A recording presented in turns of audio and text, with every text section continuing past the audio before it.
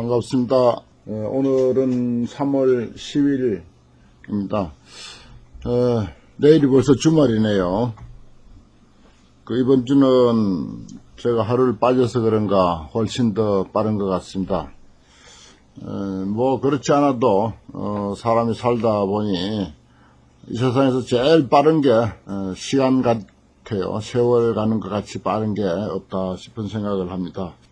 인생은 이래서나 저래서나 한생 가기 마련이긴 합니다만은 그래도 이 우주와 인생의 참다운 이치를 깨달은 그런 과거 훌륭한 선지식 스님들 또 부처님들 이런 분들의 참 전 인생을 통째로 던져서 깨달음을 이루신 값진 깨달음의 내용을 뒷사람들에게 이렇게 남겼습니다.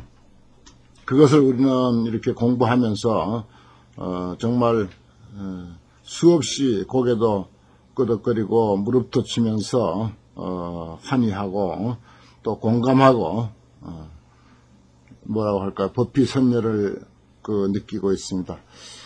이러한 일에 또 이러한 진리를 공부하는 참다운 이치를 공부하는 이런 일에 어떤 기쁨과 맛을 느끼고 여기에 어떤 사는 재미를 느끼고 신심을 또 일으키고 하는 이런 마음, 이런 시간이라고 하는 것은 참으로 희유한 것이고 또 아주 소중하고 값진 것입니다. 우리가 한 일이라고 해서 이렇게 축켜 세우는 것이 아니라 사실 그래요. 세상에 얼마나 사람들의 눈을 또 귀를 마음을 유혹하는 일들이 얼마나 많습니까? 그럼에도 불구하고 그런 일보다는 그래도 뭔가 의미 있고 보람 있고 참으로 어떤 법비선열에 가까운 그런 어떤 즐거움을 맛볼 수 있는 이런 진리를 공부하는 일, 참다운 이치를 공부하는 일, 여기에 우리 동참하신 또 취미를 함께 가지신 그런 많은 분들 평소에도 생각하면 참 고맙고 대단히 고무적인 일이다 이렇게 생각이 듭니다. 이러한 시대에 그 대상이 누가 됐든지 간에 이런 뜻을 이런 삶을 함께하는 사람들이 상당히 있다고 하는 것 참으로 고무적이고 위안이 되고 마음 든든한 그런 것을 느끼게 됩니다. 오늘은 기회생 기회사어 생사유유 무정지라 몇 번이나 태어났고 우리가 몇 번이나 죽었던가 과거 우리가 살아온 것을 기억을 못합니다마는 그래도 짐작은 할 수 있죠. 또 성월량이라고 해서 성인의 말씀을 통해서 우리가 많이 들어왔기 때문에 또 우리가 자연스럽게 믿게 되고 또 우리가 가만히 생각해 봐도 또 그런 것 같고 그것이 이제 우리 불자들에게는 우리 인생을 일회적인 것이라 생각하지 않고 끝없이 반복하면서 산다고 하는 것이 마음에 자리 잡고 있습니다. 기회생 기회사 몇 번이나 태어났고 몇 번이나 죽었던가. 하루 밤 하루 낮 이것을 이제 예를 들어서 우리가 한 생이다 이렇게 생각하고요. 잠들었을 때는 죽음이고 또 죽음을 통해서 그 다음에 또 새로운 하루가 시작되듯이 밤을 지나고 나면 새로운 하루가 시작되듯이 죽음이 지나고 나면 또 새로운 생이 시작되듯이 그렇게 우리가 미뤄서 생각해 보면은 밤이 지나고 나면 다음 또 새로운 아침이 시작되고 그리고 또 하루가 가고 하루가 간 뒤에 또 밤이 오고 밤이 지나고 나면 또 이제 새로운 하루가 또 시작되고 이와 같이 우리의 인생이 이렇게 우리가 지금 이렇게 살았을 때는 낮의 어떤 그 생활이라고 한다면은 죽음 저편으로 가게 된 것은 잠들어 버리는 어떤 밤의 생활이다 이렇게 이제 생각할 수도 있겠죠. 이렇게 밀어보면 참 이 성인의 말씀, 깨달은 분들의 그 말씀이 뭔가 마음에 와 닿죠. 생사유유무정기라 우리 하루하루가 아주 유효히 끝없이 아득하게 흘러가듯이 삶과 죽음도 그렇게 유유히 아득하게 정지하지 않고 흘러간다. 멈추지 않고 흘러간다. 이건 뭐 멈출래야 멈출 수가 없죠. 참 어떻게 할 수가 없습니다. 마치 그 자동으로 돌아가는 어떤 그 기계에 사람이 올라서서 있는 것 같이 어쩔 수 없이 우리 인생도 그렇게 흘러가게 되어 있는 거죠. 밤낮이 지나가고 세월이 흘러가는 것도 이것도 우리가 한순간도 멈출 수가 없습니다. 거기서 내려올 수가 없어요. 이 흘러가는 어떤 그 인생의 여정에서 우리가 한순간도 멈출 수도 없고 거기서 내려올 수가 없습니다. 뭐 차 같으면은 빨리 달리는 차 실어서 내려와서 서 있을 수가 있겠는데 인생의 그 흐름이라고 하는 거 이것은 도대체 뭐 세울 수 없고 자기가 그 어떤 그 기계라고 할까요? 뭐 차라고 할까요? 어떤 거기에서 내려와서 내 혼자만 멈춰 있을 수가 없는 그런 것이 우리의 삶입니다. 어떨 때는 참 그런 생각이 들죠. 아주 깊고 깊은 산 중에 그것도 산 뒤편에 아주 이름 없는 평생 누가 한번 쳐다봐주지 않는 이름 없는 그 바위가 돼가지고 수천 수만 년 그냥 그렇게 아무 생각 없이 그냥 그렇게 있었으면 하는 그런 생각을 할 때가 종종 있어요. 저는 그 전부터 이제 그런 생각을 한 번씩 했는데 그게 이제 불가능한 일이에요. 그렇게 멈춰 있고 싶지만은 아무 생각도 없이 무념무상으로 멈춰서 있고 싶지만은 멈춰서지지가 않는 것이 우리 인생이에요. 내가 잠을 자든 뭐 깨어있든 무엇에 몰두하든 어떤 상황에 있든 간에 내 인생은 유유히 흘러가고 있다고 하는 사실. 참 이런 것을 보면은 우리 인생을 각자 자기 인생이라고 하지만은 자기 마음대로 살 수 있는 게 아니에요. 이미 이 흐름이라고 하는 이 굴레 속에 우리는 함께 흘러가고 있다 하는 것입니다. 기회생 기회사오 생사유유무정기라 이 영가 스님께서도 생과 사의 문제를 더 이렇게 굽어보니까 참 얼마나 여러 번 태어났고 얼마나 여러 번 죽었던가. 태어나고 죽고 태어나고 죽고 하는 것은 휴이 흐르고 흘러서 멈추지를 않는구나. 그런 가운데 다행히 정말 다행히 불법을 만나서 자종도노 요무생이라 무생 생사가 없는 저기는 생사가 유유히 흘러간다. 기회생 기회사 몇 번이나 태어나고 몇 번이나 죽었던가 태어나고 죽고 하는 것은 멈추지를 않는다. 이렇게 해놓고 다행히 불법을 만나서 생사가 없는 도리를 깨달았다. 생사가 없는 도리를 도노하고부터 어제 영욕의 하우야 모든 영광과 오욕에 무슨 근심이 있고 무슨 기쁨이 있겠는가. 근심도 없고 기쁨도 없다. 그 근심이니 기쁨이니 하는 이런 것으로부터 모두 초월했다 하는 것입니다. 뭐 영광이니 오욕이니 하는 거 이것도요 인간사에서 소소한 그런 일에서 영광도 있고 오욕도 있지만은 크게 보면 삶과 죽음에서부터 오는 거죠. 삶이니 죽음이니 하는 것에서 오는데 삶이니 죽음이니 하는 이것을 초월하고 나면은 결국은 기쁨이니 슬픔이니 하는 것도 없다. 그런 이야기입니다.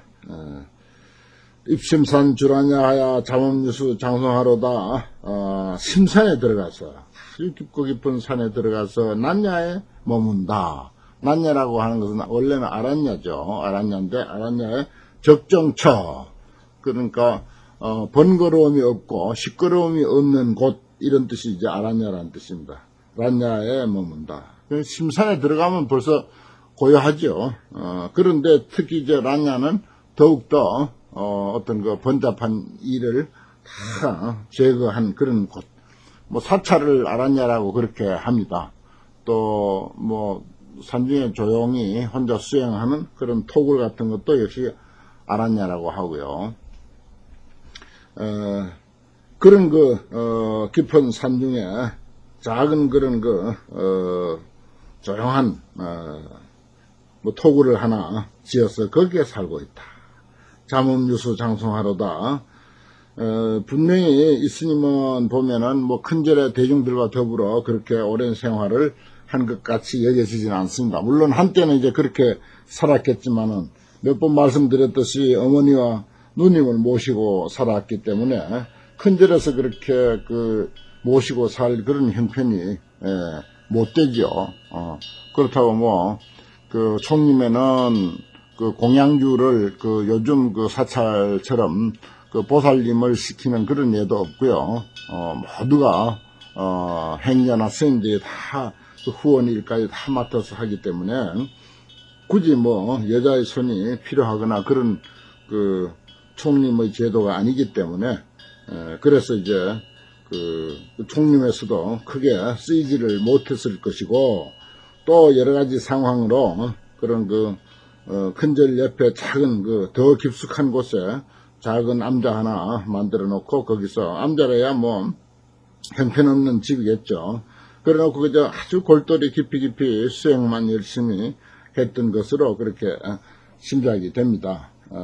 이것이 뭐 저 혼자 그림을 그리고 있는 것이 아니라 여러 가지 정황을 살펴볼 때 그런 것 같아요. 입심산 주라냐 심산에 들어가서 난야에 머무니 한 곳에 머무니 잠음유수 장송하로다.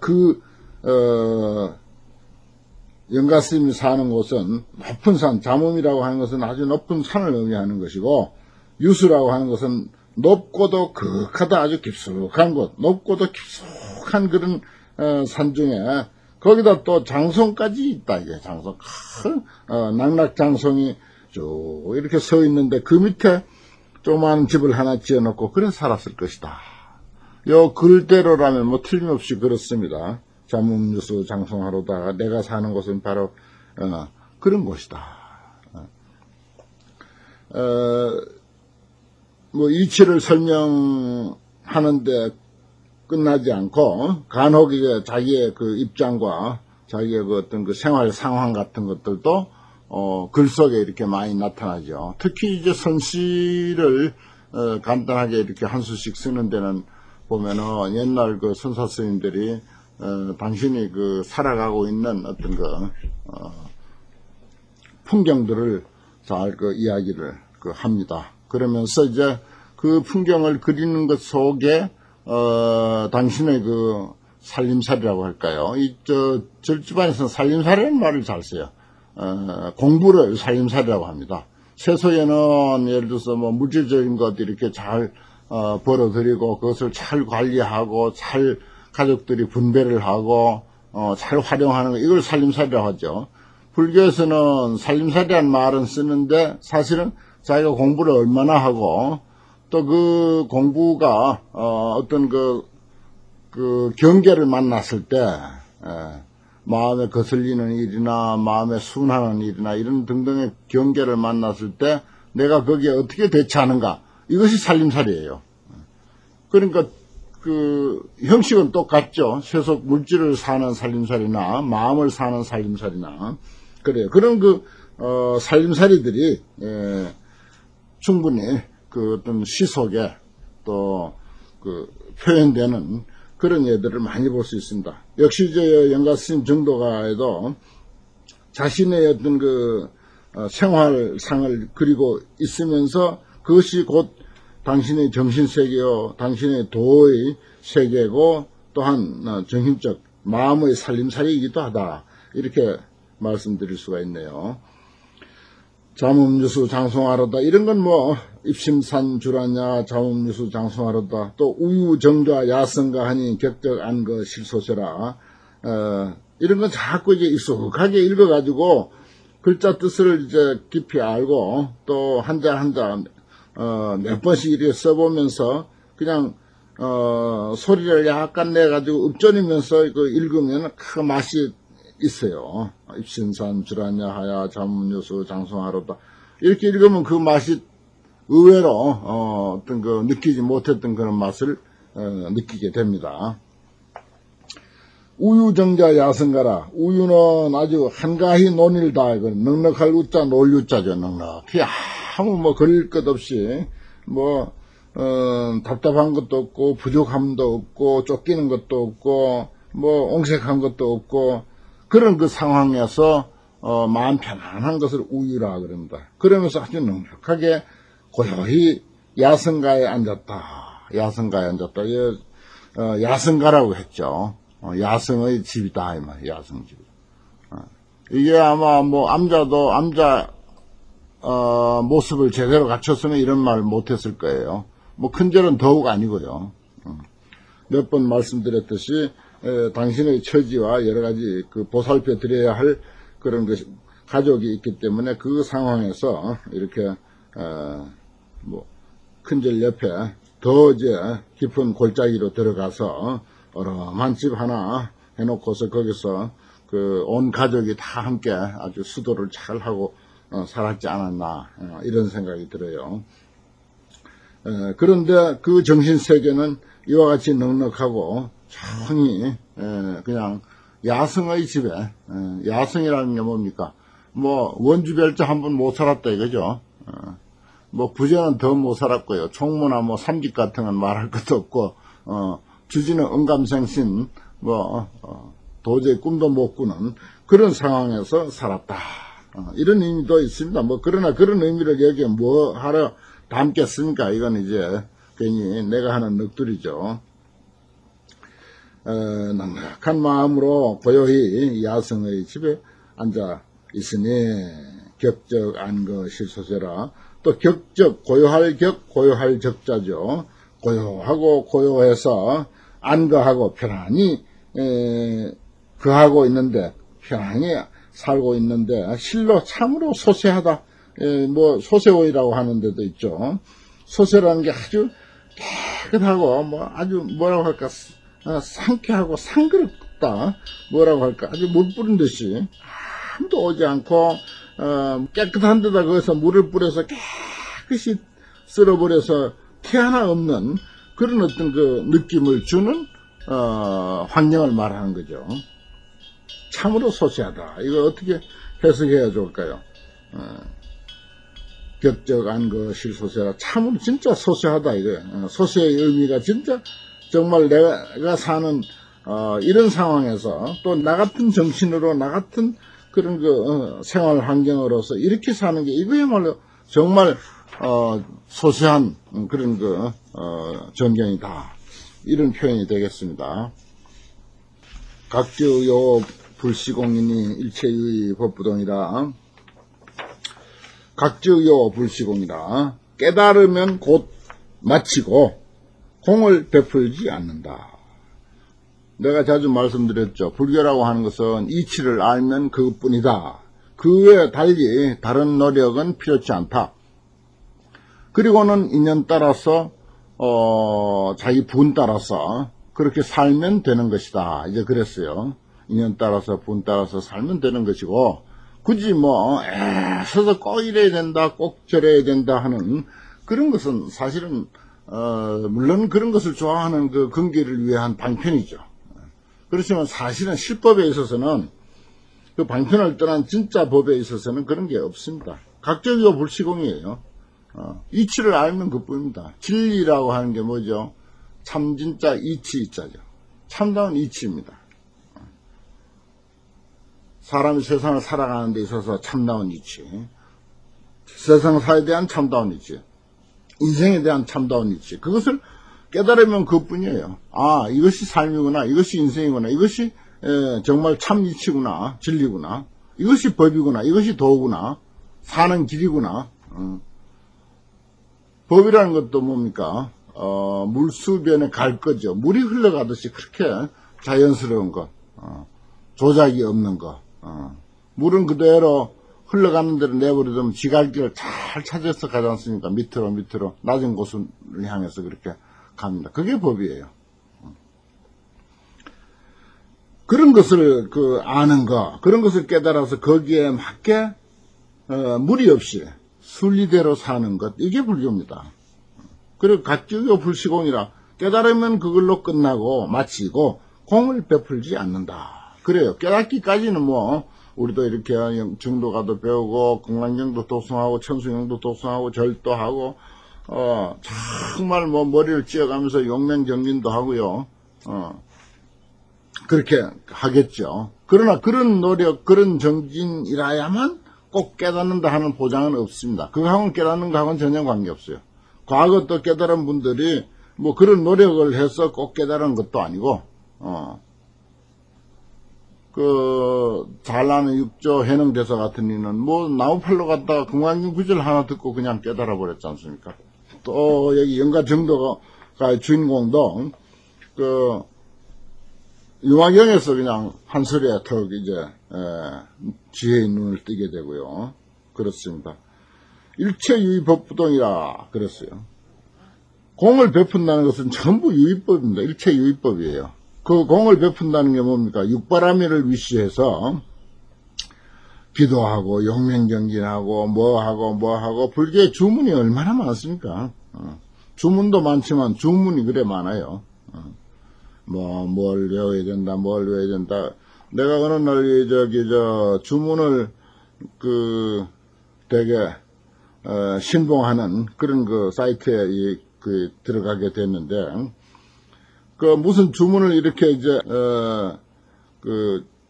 이야기를 하면서 그 주문이 뭐 세상에서 뭐 제일이고 무슨 뭐 부처님 이름 10억의 부처님 명호를 부르는 것보다 이 주문을 외우는 게 좋다. 이런 식으로 이제 해놨어요. 참 반편 아주 기가 막히대요. 그런 소리 들으면 어지간한 사람들은 그냥 혹하죠. 이야, 이렇게 아주 근사한 게 있고 이렇게 공덕이 많은 게 있는가 이렇게 싶어가지고 그래서 참 방편은 정말 멋진 방편을 잘 썼다. 거기 방편에 걸린 사람은 참 열심히 잘할 것이고 참 우리같이 뭐 이렇게 어줍잖아 가지고 방편에 안 걸린 사람들은 참 방편 잘 썼다 하고 웃으면 한번 웃고 마는 그런 상황이 될 텐데, 그 외에 뭐 그 주문을 칭찬했는데 보면 뭐 정말 숨이 막힐 정도로 해놨어요. 그래 보다가 그만 아니다 싶어서 덮고 말았는데, 무슨 주문이라고 하면 다 아실 것 같아가지고 내가 이제 그 주문 이름은 되질 않습니다만은 그래요. 그래 이제 공을 베푼다고 해서 꼭 되는 것이 아니라 육바람을 꼭 닦아야 된다고 하는 것이 아니라 뭐 주문이나 기도나 무슨 뭐 참선이나 다 필요하긴 하죠. 하면서도 꼭 그것이라야 된다는 것은 없다는 것입니다. 각기가 불시용이야. 알면 되는 거예요. 알면 되는 거지 굳이 공을 베풀어야만 된다 하는 그런 조건은 없다는 것입니다. 공을 베푸는 일은 뭐 일체유의법이다. 일체유의법은 각각 다르죠. 전부 같지 않습니다. 변화무쌍합니다. 사람마다 다 다르고 사람 근기 맞춰서 이야기된 거예요. 그러니까 이제 뭐 그렇게 방편에 떨어져서 사는 사람들을 나쁘다고 할 건 절대 없고 잘한다고 그렇게 이제 격려를 해줘야 돼요. 어느 날 이제 방편에 열중하다가 스스로 깨우칠 때까지는 그 방편에 열심히 해야 됩니다. 그 방편이 한결같지가 않잖아요. 유의법이기 때문에 그렇습니다. 유의법은 전부 조작이 있는 것이고 만든 것이고 일부러 그렇게 해보는 것이고 그게 유의법입니다. 일체유의는 법이 한결같지 않다. 같지가 않다. 이 영가스님께서 정말 깨달으시고 그 깨달음에 대해서 뭐 더 과장해서 하고 싶으면 했지, 정말 없는 이야기를 할 까닭은 없고 무슨 방편을 써가면서 아껴가면서 또 말씀을 할 까닭이 없습니다. 그대로 아무래도 뭐 당신이 깨달은 이치보다야 말에는 어떤 한계가 있으니까 그 표현이 아무래도 많이 마음에 들지 않고 부족함을 느꼈을 거예요. 어레이 그렇습니다. 우리가 뭐 꽃 한 송이를 봐도 그 꽃 한 송이 어떻게 내가 느끼는 것하고 그 표현하려고 하면은 그 언어가 이렇게 참 정말 온전치 못한가, 어떤 감정을 표현하는데 이렇게도 그 마땅치 못한가 하는 것을 우리가 수시로 느끼지 않습니까? 그렇듯이 정말 바른 이치를 깨달으신 분으로서 그 이치를 설명하려고 하는 데는 그야말로 말이 참 부자유하고 온전치 않다고 하는 것을 많이 느꼈을 것입니다. 그렇기 때문에 이런 데 표현되어 있는 말씀은 그대로 우리가 그 방편이라고 볼 게 아니라 그대로 받아들이는 게 마땅하다 하는 생각입니다. 주상보시는 생천복이니 유여안전사공이라 상에 머물어서 보시를 하는 것은 천상에 나는 복이다. 보시 좀 하고 상 좀 내면 일단 칭찬받죠. 칭찬받으면 기분 좋습니다. 그게 천상에 난 거죠. 또 죽은 뒤에도 또 천상에 날 수도 있습니다. 그런데 천상에 나는 인천인과교는 그건 이제 복지여서 뭐 좋은 데 떨어진다 하는 그런 것은 그건 이제 불교 교리상에도 불교에 들지 않아요. 소승교에도 들지 않습니다. 그래서 인천인과교라 이렇게 말하지. 그건 이제 뭐 천당을 주장하는 그런 종교에서는 필요한 거죠. 근데 불교는 이제 그런 것이 아니죠. 그러니까 여기서 이제 상에 머물러서 보시하는 것은 그 천상에 나는 복이다 그랬어요. 근데 정말 그 금강경에서 보시를 말씀하시면서 끊임없이 상에 머물지 말고 무주상 보시 얼마나 많이 합니까? 그래 우리 불자들은 절에 다닌 지 한 달만 되면 무주상 보시를 알아들어요. 그만큼 무주상 보시가 좋다는 것을 압니다. 그럼에도 불구하고 우리 중생은 그 속성이 그 상 내기를 좋아하고 아무리 상을 안 내려고 해도 자기도 모르게 상이 나가고 상이 표현되고 이제 그래요. 이제 어느 날 바른 이치를 우리가 깨달았을 때 그런 것이 자연스럽게 없어지게 되겠죠. 미리 그걸 이제 걱정하고 염려할 필요는 없습니다. 그런데 이제 그 주상보시 상에 우리가 그 머물러서 상을 내면서 보시하는 것은 천상에 나는 복이다. 유여안전사공이다. 마치 하늘을 향해 가지고 화살을 위로 향해서 쏘는 것이다. 그 위로 향해서 쏘면 어떻습니까? 쏜 사람의 그 어떤 그 힘에 따라서 올라가는 탄력이 있는 동안까지는 올라가죠. 그 올라가다가 그게 뭐 10m가 됐든지 100m가 됐든지 올라가다가 올라가는 힘이 다 떨어지면 결국은 이제 땅으로 내려오죠. 그래 세력진 전환추라. 세력이 닿으면 올라가는 힘이 닿으면은 화살은 도리어 떨어진다. 화살은 도리어 떨어진다. 예. 초덕 레생 불례이라 레생에 여의치 못함을 초래하게 된다. 여의치 못하다. 내 뜻대로 안 된다 이거. 복지해가지고 두고두고 그 복을 우려먹고 복을 받으면서 살아야 되겠는데 그게 아니거든요. 그러니까 그냥 이렇게 보시할 때 또 복을 지을 때 그냥 순수하게 하고 싶어서 이렇게 해야지 아유 내가 이거 복 받아야 되겠다 내 생에 복 받아야 되겠다 그 어떤 그 좋은 과보를 생각하고 이렇게 하는 게 아니라는 겁니다. 그런 생각 없이 그냥 순수하게 불쌍한 생각이 나면 주고 어느 사찰에 이렇게 뭐 불사하는데 도울 마음이 나면은 그냥 주는 거예요. 이거 뭐 이걸 어떻게 하면 물론 이제 스님들은 방편으로 뭐 이런저런 소리를 많이 합니다. 어떤 대가를 이야기를 많이 하죠. 또 거기에 또 그런 방편에도 걸려드는 사람들이 있으니까. 그런데 사실은 여기서 정도가의 입장에서 정도가 우리 앞에 놓고 이야기하는 입장에서라면 그냥 주세요. 그냥 할 수 있는 많지만 자기가 해도 후회되지 않을 많지만 그냥 주세요.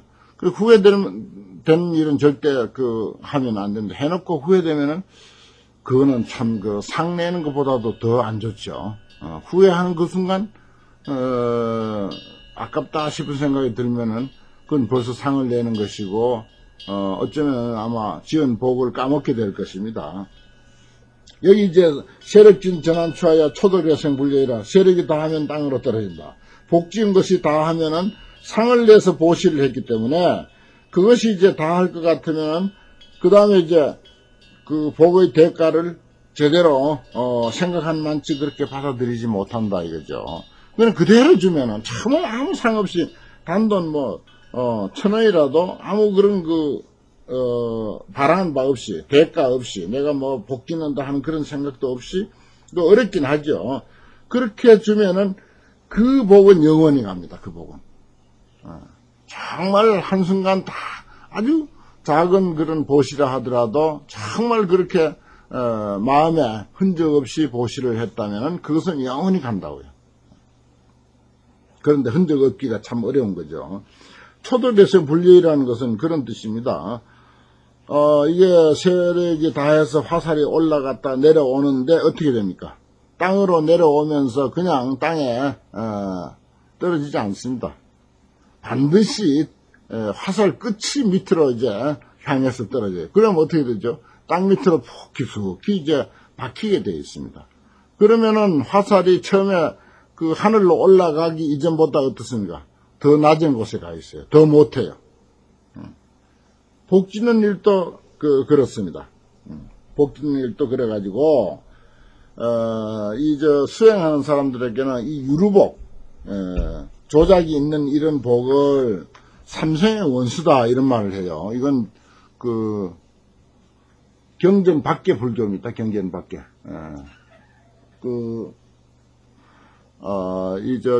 뭡니까 경전에도 없고 교례에도 없고 하는 그런 그 불교가 또 있어요. 이 삼생의 원수다 하는 이런 말은 복을 짓는다고 일생허비하고 그 복을 받는다고 일생허비하고 그 다음에 그 후에 떨어져서 복진 타락이라 그래요. 복이 다 하면 더 이제 현재 상태보다도 더 못한 곳으로 떨어져요. 마치 화살이 올라갔다 내려오면 땅속으로 박히듯이. 그래서 현재 우리가 살고 있는 이 상태보다 훨씬 더 못한 데로 떨어진다 그랬습니다. 유루복은 그래요. 주상보시는 그와 같습니다. 참 상당히 주의해야 할 그런 일이죠. 상내고 싶은 그런 마음이 나는 건 어쩔 수 없지만은 그것을 표현하지는 말아야 된다는 거죠. 속에 꾹 참고 어떻게 하더라도 자기가 삭혀야지. 뭐 마음속에서 상이 나는 거야. 그건 어쩔 수 없는 거죠. 내 수양이 거기까지니까. 그런데 그것을 밖으로 표현하지 않아야 된다는 거. 그렇게만 안 해도 뭐 속에서 상이 일어나는 거야 어쩔 수 없지만 그것을 표현만 안 해도 그건 상당한 것입니다. 그래서 너무 상을 내면은 결국 가서 화살이 땅 밑으로 꼽히는 것과 같이 이제 복진타락이라 해서 그걸 이제 아주 경계를 많이 하고 있어요. 이 이치를 제대로 깨뜨려 보는 조사 스님들은요 그것을 상당히 경계를 많이 합니다. 그렇기 때문에 유루복은 삼생의 원수다 그런 말을 하는 것입니다. 짓는데 일생 걸리고 유루복 받느라고 떵떵거리고 그냥 수용하느라고 그래서 이제 제대로 공부도 못하고 성인의 공부 못하고 돈은 뭐 말할 것도 없고요. 사실 정말 정말 부유하게 살고 벼슬이 높은 사람들 불교 공부 깊이 한 사람 내가 못 봤어요. 뭐 불자라고는 해도 이름이 불자지 시명 불자지 사실 불교 공부 깊이 하는 사람 없습니다. 뭐 자기 복 관리하다가 볼 일도 해보지 뭐 언제 뭐 불교 공부에 관심 가질 겨를이 있습니까? 불교 공부에 맞들인다는 거 이게 쉬운 게 아니에요. 불교 공부에 정말 맞들인 사람들이 제일 진짜 복 많은 사람이고 훌륭한 분이고 상근기고 아주 현인입니다. 현인. 사실 나는 당당하게 그렇게 말씀드릴 수가 있어요. 복 많고 뭐 유루복 많은 사람이요 되게 부유한 사람들 회사가 몇 개씩이나 되고 뭐 이런 사람들 뭐 불교 공부 깊이 한다는 사람 내가 들어보지를 못했습니다. 그게 그렇게 되는 게 아닌가 봐요. 그래서 옛날에 깨달으신 분들이 삼생원수다라고 그렇게 했던 것 같습니다. 그래 적당히 유루복은 적당히 있어야지 너무 많이 있으면 참 문제가 많다는 것이고, 또 현명한 사람, 정말 현명한 사람은 많이 있어도 괜찮죠. 여기에 마침 이제 영가 스님께서 유루복에 대해서 이렇게 아주 시원하게 우리에게 이렇게 가르쳐 주고 있습니다. 세력진 전환처하니 초돌여생 불리이로다. 내 생에 여의치 못함을 초래해야 하는도다. 여기까지 공부했습니다.